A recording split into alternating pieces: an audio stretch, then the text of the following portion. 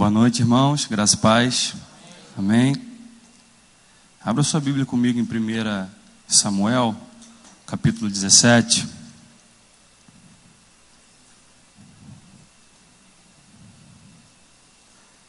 Nosso tema de hoje: 4 coisas determinantes de um vencedor. 1 Samuel, capítulo 17. Nós vamos correr o capítulo 17 inteiro, mas vamos ler apenas esse verso aqui, até porque a história é bem conhecida. Você pode acompanhar na sua Bíblia, não sei como está a sua tradução, e aqui na tela também. Diz assim: Davi disse a Saul: ninguém deve ficar com o coração abatido por causa desse filisteu. Teu servo irá e lutará com ele. Mais uma vez, todo mundo junto? Davi disse a Saul: ninguém deve ficar com o coração abatido por causa desse filisteu. Teu servo irá e lutará com ele. Amém? Graças a Deus. Querido, a história de Davi derrotando Golias talvez seja a história mais pregada de toda a Bíblia Sagrada.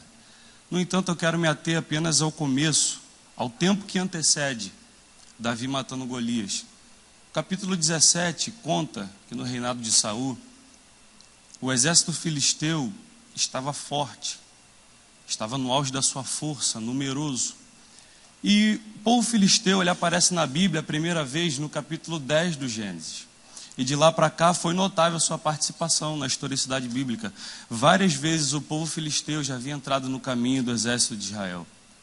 Em tempo de Samuel, por exemplo, o povo filisteu matou 30 mil homens do exército de Israel. Inclusive, na mesma ocasião, morreram Ofni, Finéias e o sacerdote Eli. E de lá para cá, outras batalhas aconteceram.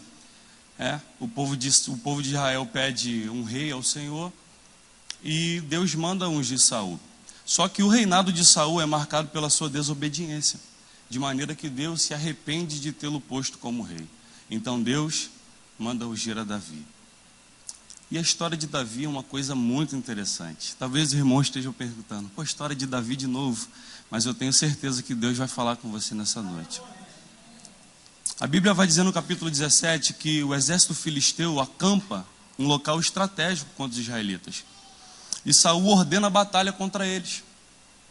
Um povo de um lado e um povo do outro lado. E o verso 4 do capítulo 17: então saiu do arraial dos filisteus um homem cujo nome era Golias.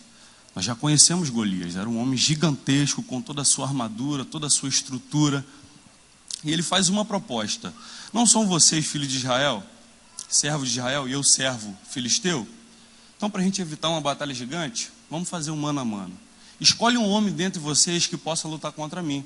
Se vocês vencerem, nós servimos a vocês, e vice-versa. E o texto vai dizer que Saul e todo o exército israelita ficou com medo. Eles temeram muito, temeram muito mesmo. Os 3 irmãos de Davi, eles tinham ido para a batalha, os mais velhos. Enquanto isso, Davi continuava com seus afazeres normais. E o filisteu Golias se apresentou por 40 dias, de manhã e de tarde. Ele chegava lá e lançava aquelas palavras: e aí, tem alguém aí? Tem algum homem aí que possa lutar contra mim?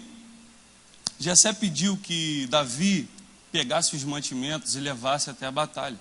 E também ver como seus irmãos estavam. Davi faz isso, acorda bem cedo, pega os mantimentos. Chegando lá, ele deixa os mantimentos com o chefe da bagagem e ele vai ver como seus irmãos estavam. Enquanto ele está conversando com seus irmãos, pastor, chega Golias. E Golias começa a proferir aquelas palavras de novo, de afronta, desafiando o povo de Israel. Só que agora aconteceu uma coisa diferente. Davi ouviu. Quando Davi ouve, a gente vai perceber que a história muda totalmente.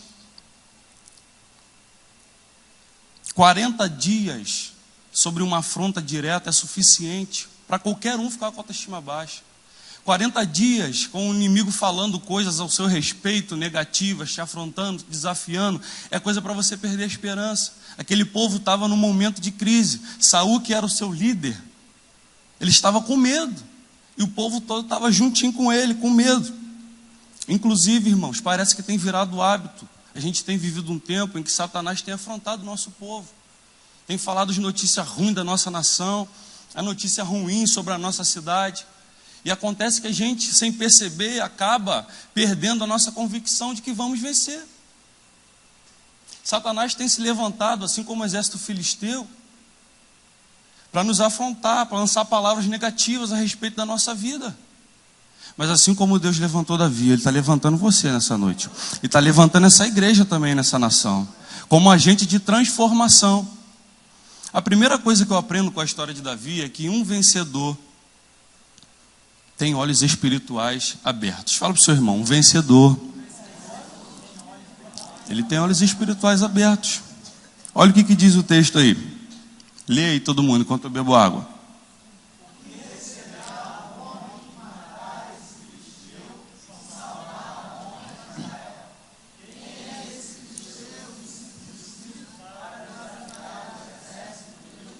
Perfeito. Davi, ele viu a necessidade de guerrear. Quando ele percebe o que está acontecendo, ele largou aquilo que ele estava fazendo, ele foi lá para deixar a bagagem. Deixou e viu como seus irmãos estavam. E o texto diz que ele percebeu a necessidade de fazer alguma coisa e ele correu para a batalha. Porque quem tem a visão, Elias, não precisa ninguém mandar fazer nada, ele percebe a necessidade. Ele percebeu o que ele tinha que fazer. Ele estava fazendo outra coisa e percebeu que estava acontecendo no reino uma situação extrema. Irmãos, vai ter momento que vai acontecer coisa no reino, na cidade, na igreja, que a gente vai ter que parar o que a gente está fazendo para a gente ir lá para correr. Isso só vai acontecer se os seus olhos estiverem voltados para o céu. Davi, ele percebeu a necessidade. Muitas vezes está acontecendo alguma coisa na nossa igreja, no nosso bairro, na nossa nação, e parece que a gente não está percebendo o que está acontecendo. Mas os nossos olhos, eles precisam estar ligados na mesma ou mais intensamente como nossos olhos estão ligados no natural. Se os nossos olhos espirituais tivessem voltado, tivesse aberto, como está voltado para a internet, eu digo para mim mesmo, quando as coisas acontecessem, a gente ia estar mais atento. Davi tinha olhos espirituais abertos porque o reino de Deus era a sua prioridade. Então, qual eram os seus afazeres? Apacentar as ovelhas do seu pai. Mas quando ele chega lá e ele percebe a necessidade, ele chega lá, ele fica doido. Mas eu aprendo uma segunda coisa. Um vencedor, pode soltar aí, Fernando, não se conforma. Um vencedor não se conforma. Olha o que diz o texto. Enquanto conversavam com eles, Golias, o guerreiro filisteu de Gate, avançou e lançou um desafio habitual. E Davi ouviu. Presta atenção, ele não fazia parte do exército, mas ele chamou responsabilidade. O que eu aprendo com isso? Não é porque você não é um pastor que você não pode cuidar de ninguém. Não é porque você não faz parte de um ciclo de oração oficial que você não pode adotar uma alma em oração. Davi, ele não tinha responsabilidade nenhuma de estar ali, mas ele percebeu a necessidade, e ele, inconformado com aquela situação, ele se apresentou. Eu nunca vi, irmãos, alguém que está conformado com a situação que está vivendo vencer alguma coisa. Deus está te impulsionando hoje em nome de Jesus. Talvez é algo que está acontecendo na sua família, talvez é algo que está acontecendo no seu trabalho. Irmão, não se conforma. Eu aprendo uma coisa muito interessante com Davi. Um dos motivos dele ter vencido aquela situação foi o fato dele servir a um Deus tão grande e estar ouvindo aquelas palavras. Perdão, o motivo de Davi ter vencido foi que ele não aceitava servir a um Deus tão grande, tão poderoso e estar ouvindo aquelas palavras, irmão. A gente serve a um Deus tão grande, tão poderoso, e o inimigo está falando o que quer e a gente está aceitando. Davi, ele ficou inconformado. O que ele fala? Quem é, pois, esse incircunciso filisteu para afrontar o exército do Deus vivo? Quando a gente começar a se posicionar, irmão, com essa vontade, com essa confiança, querido, Deus vai mudar a história.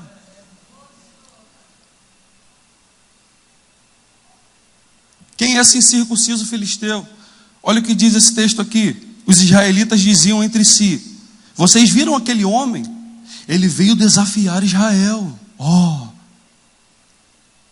A pessoa já estava saindo do medo para até admiração de Golias. É ou não é verdade? Caramba, olha como é que está o tráfico. Eles estão muito bem armados, não é assim? A gente se pega às vezes. Mas eu estou com Elias, querido. Não sejam agentes de má notícia, sejam agentes de palavras proféticas. Deus não está te levantando para espalhar mais notícias. Deus está falando para você lançar uma palavra diferente no seu bairro. Está todo mundo olhando. Olha o tamanho daquele guerreiro. Olha o tamanho da lança dele, ele é muito famoso. E Davi está falando assim: quem é esse incircunciso filisteu? Para afrontar o exército do Deus? Seu Deus é vivo, irmão. Seu Deus não é morto, não. Seu Deus é vivo. Ele não demonstrou admiração nenhuma. Ele tomou uma atitude diferente da maioria. O texto que lemos vai dizer, o capítulo, que Davi se dispõe-se a pelejar contra o gigante. Ele chega para Saul, que era o rei, um menino de 17, 18 anos, e chega assim: ó, não precisa ficar preocupado não, Saul. Eu vou lá. Pastor Marcelo, pastor Roberto, como é bom ter um servo assim, não é verdade? O bicho está pegando. Deixa que eu vou lá, pastor. Deixa que eu vou lá. Sabe o que eu aprendo, pastor? Que Deus está mais preocupado com a disposição do que com a posição. Em um tempo em que ninguém estava fazendo nada, Davi, que não tinha condições nenhuma, chegou só: deixa comigo que eu vou. Quem tem sido você no reino de Deus? Quem tem sido Filipe no reino de Deus? Alguém que está se levantando para resolver o problema, ou alguém que está causando mais problema ainda? Davi se dispõe. Ele não tinha obrigação nenhuma, se apresentou para resolver o problema. Ele tinha todos os motivos, querido, para ser uma pessoa triste, para ser uma pessoa vítima. Nós conhecemos a história de Davi. O seu pai não dava credibilidade para ele. Os seus irmãos não davam crédito a ele. E quando ele chegou para Saul e falou que ia, o que Saul falou para ele, pastor Roberto? Você não pode. Irmão, de repente você cresceu com uma palavra que você não pode. De repente você, quando era pequeno, alguém chegou para você e falou que você não pode, você cresceu isso, e de repente essa palavra inconscientemente tem te travado. Querido, você pode, porque quem está te impulsionando é o Senhor.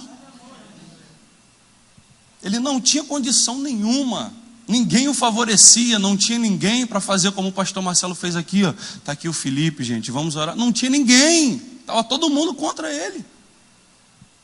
E ele chega e vai, porque quem estava indo não era ele, mas era Deus que estava dentro dele, meu irmão. Quando for batalhar, não vai ser você, parceiro, vai ser Deus que vai estar indo através de você, dentro de você. As pessoas olhavam para Davi e achavam ele moço, só que ele já tinha tido algumas experiências com Deus.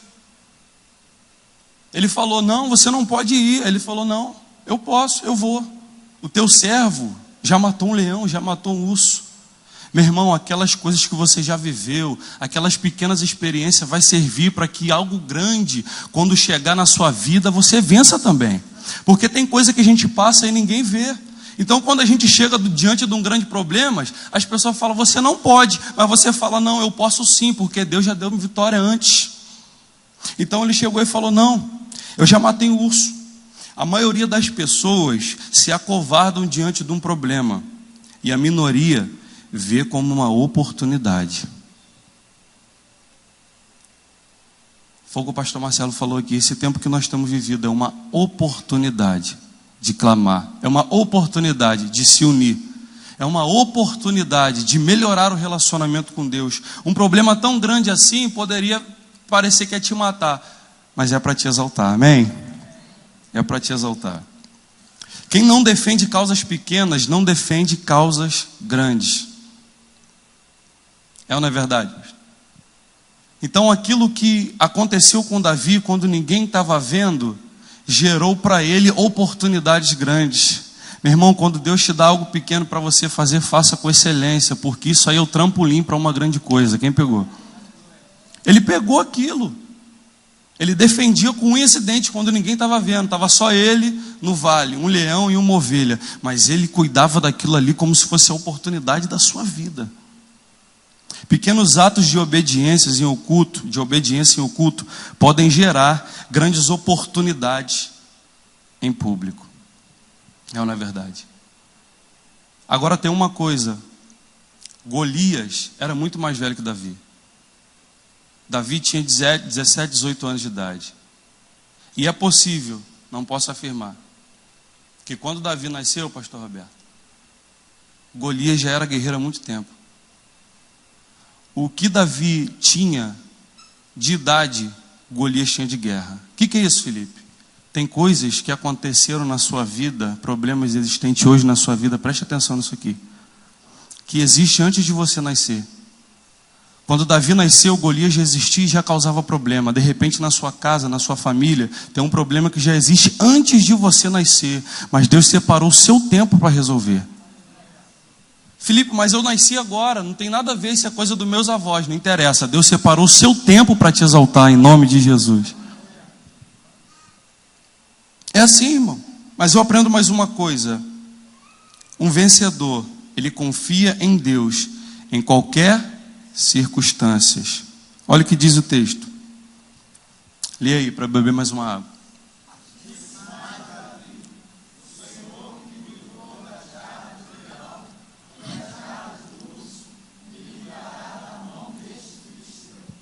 Sabe o que ele estava dizendo aqui com esse texto, pastor Marcelo?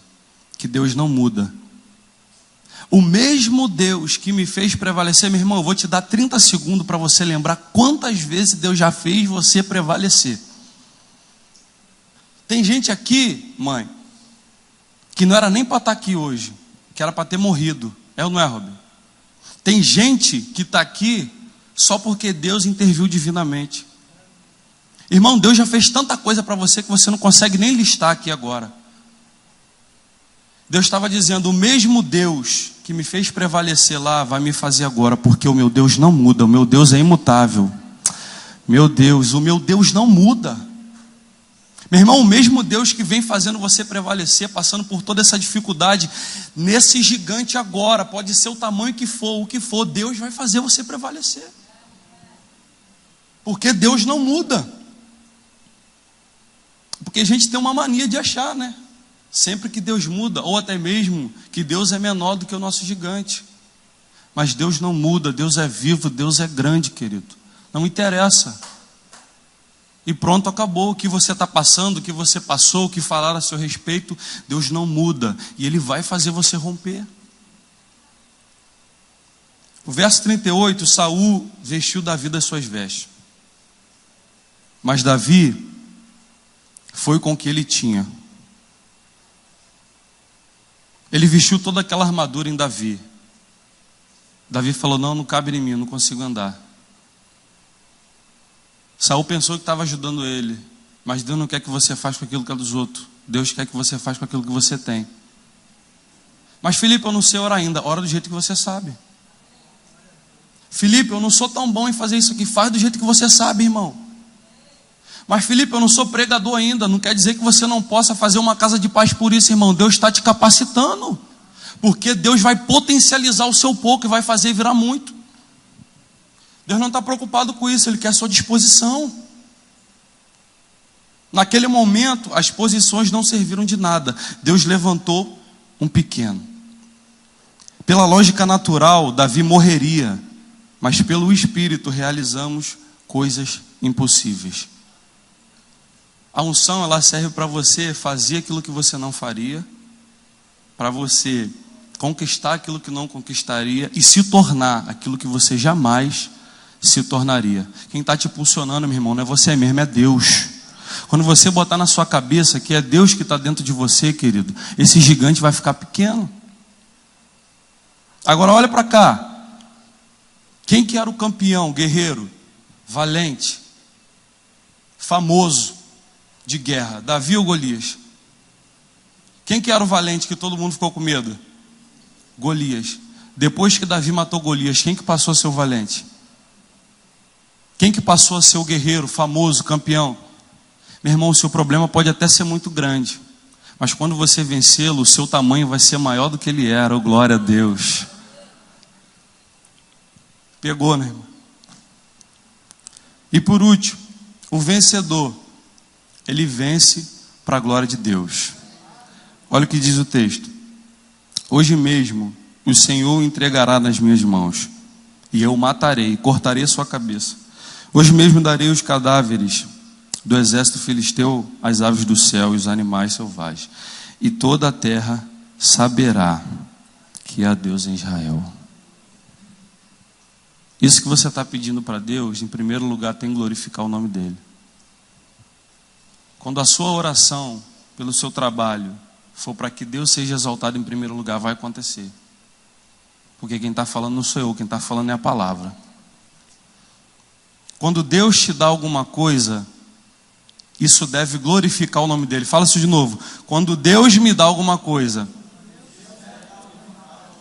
isso deve glorificar o nome dele.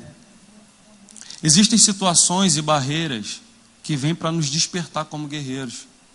E para que o nome de Deus seja exaltado. Isso que aconteceu com Davi, irmão, pega isso aqui agora, foi sem precedente, não tinha acontecido isso ainda. Talvez você está permitindo passar por toda essa situação, toda essa dificuldade. De repente o Brasil está vivendo tudo isso, como a irmã falou aqui, para que aconteça uma reviravolta sem precedentes. Uma coisa que jamais aconteceu. É isso que Deus pode fazer na sua vida e na minha. Amém ou não amém? Meu irmão, quando Davi falou, eu vou vencer para a glória de Deus, Deus falou, é agora. Quando a gente quer vencer para a nossa própria glória, meu irmão, isso pode fazer a gente afastar do relacionamento de Deus, com Deus. Mas quando a gente ganha algo, a gente pede algo, recebe algo, para que o nome de Deus venha ser glorificado, aquilo vai glorificar Deus, aquilo vai ser bom para a nossa vida, para pessoas que estão à nossa volta, e todo mundo vai sair ganhando. Amém? Fique de pé, nós vamos orar.